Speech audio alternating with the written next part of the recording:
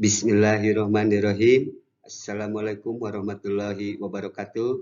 Selamat pagi anak-anakku sekalian, anak-anak yang hebat. Bagaimana sehat senantiasa pada hari ini? Alhamdulillah, kita dapat berkumpul kembali melaksanakan pembelajaran pendidikan agama Islam, yang mana pelajaran pendidikan agama Islam pada hari ini, pertemuan ini, Bapak akan membahas tentang membaca Al-Quran Surah At-Tin.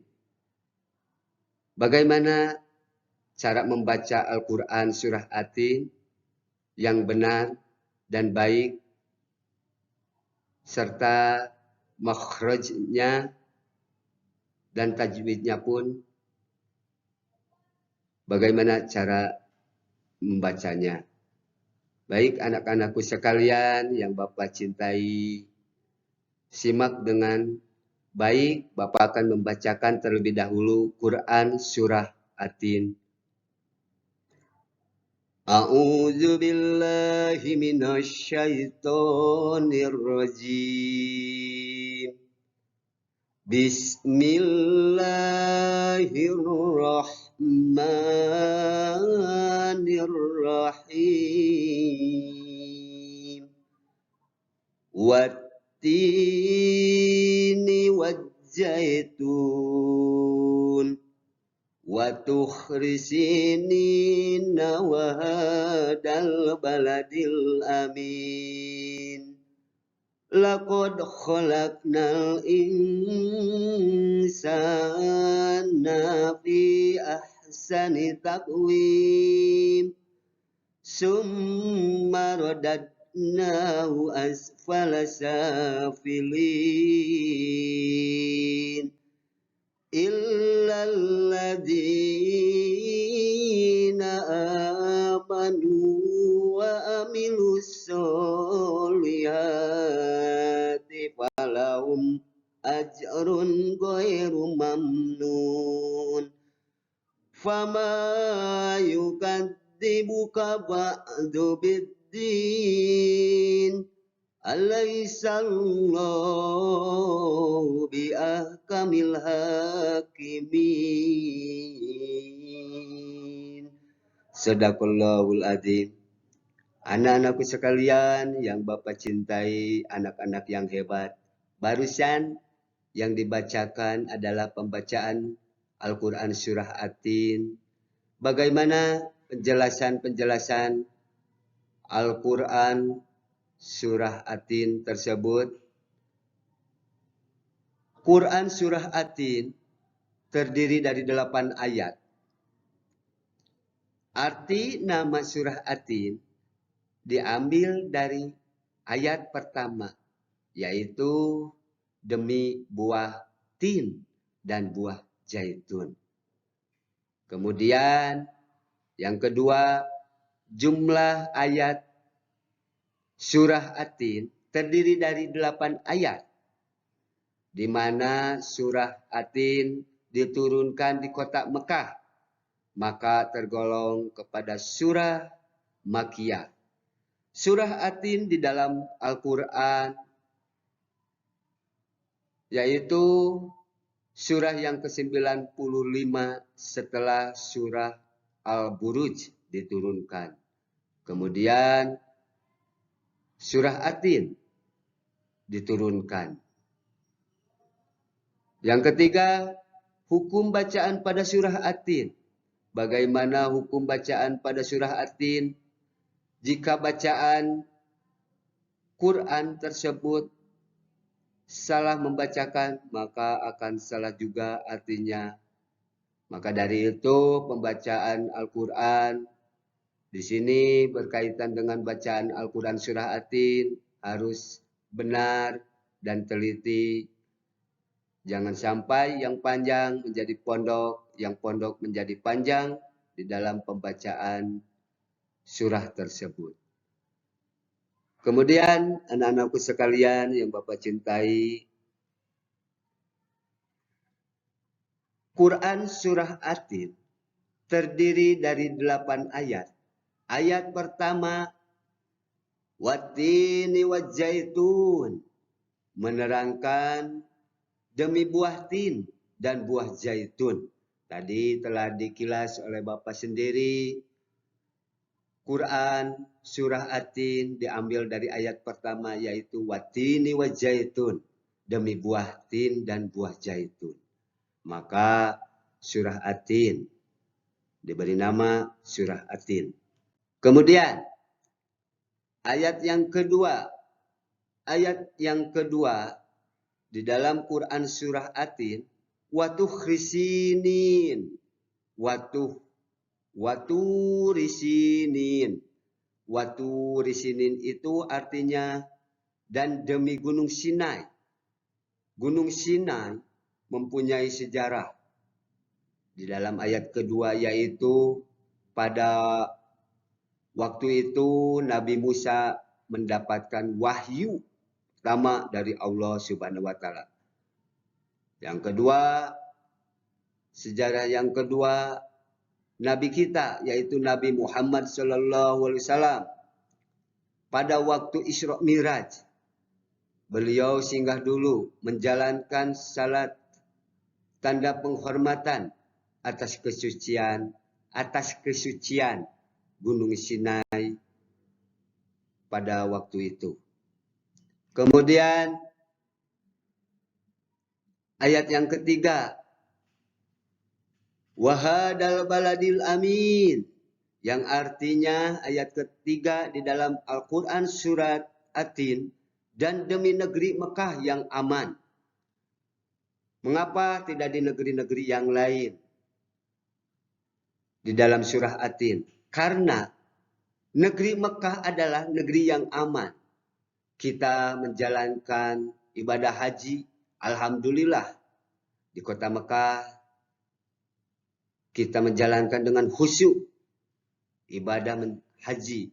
Maka dari itu kota Mekah adalah kota yang aman. Itu sebagai contohnya kita umat Islam menjalankan ibadah haji senantiasa dengan khusyuk karena keamanannya sangat ketat. Ayat yang keempat di dalam Quran surah At-Tin. Laqad khalaqnal insana fi ahsani taqwim, yang artinya sungguh kami telah menciptakan manusia dalam bentuk sebaik-baiknya. Mengapa manusia diciptakan dalam bentuk sebaik-baiknya? Karena manusia mempunyai akal jasmani serta rohani dan nafsu serta anggota tubuh manusia serasi dan seimbang sehingga tampak indah, cantik dan memudahkan untuk melakukan kegiatan.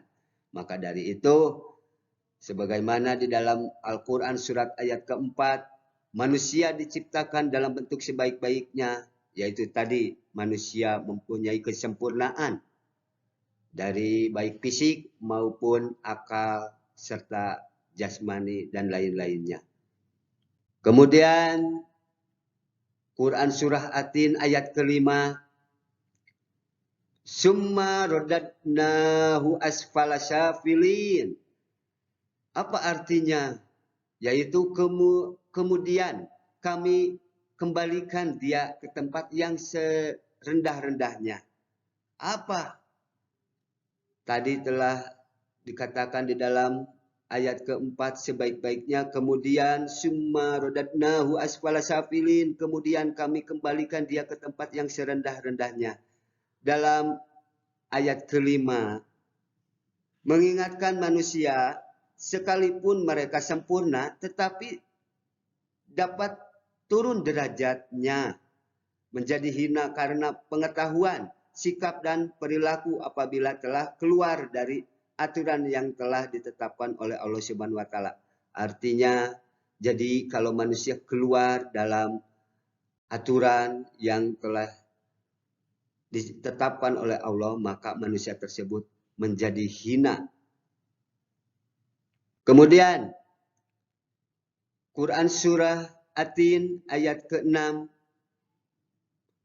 Illal ladina amanu wa amilus solihati falahum ajrun ghairu mamnun. Yang artinya kecuali orang-orang yang beriman dan berbuat amal soleh, baginya pahala yang tidak terputus-putus. Jadi kesimpulannya dari ayat pertama, dari ayat keempat dengan ayat kelima, jika manusia sebaik-baiknya kembali menjadi seburuk-buruknya. Nah, di sini ditegaskan di ayat ke-6, kecuali orang-orang yang beriman, maka derajatnya akan baik. Baginya pahala pun juga tidak akan terputus-putus. Nah, itu ditegaskan di dalam ayat ke-6. Kemudian, ayat yang ke-7. Fama yukadzibuka ba'du biddin. Yang artinya, maka apa alasanmu orang-orang kafir mendustakan hari pembalasan setelah adanya bukti-bukti itu? Yaitu hari kiamat. Nah, itu hari pembalasan buat orang-orang kafir yang mendustakan Allah Subhanahu wa taala. Kemudian ayat yang terakhir yaitu ayat yang ke-8. Laisallahu biahkamil hakimin. Laisallahu biahkamil hakimin artinya bukankah Allah Subhanahu wa taala hakim yang paling adil? Maka jelas di dalam ayat ke-8 Allah lah yang akan menghakimi semua makhluk yang berada di alam semesta ini. Maka dari itu Allah adalah paling adil. Orang yang berbaik, orang sebaik-baiknya, orang yang menjalankan yang beriman, maka Allah akan memberikan pahala.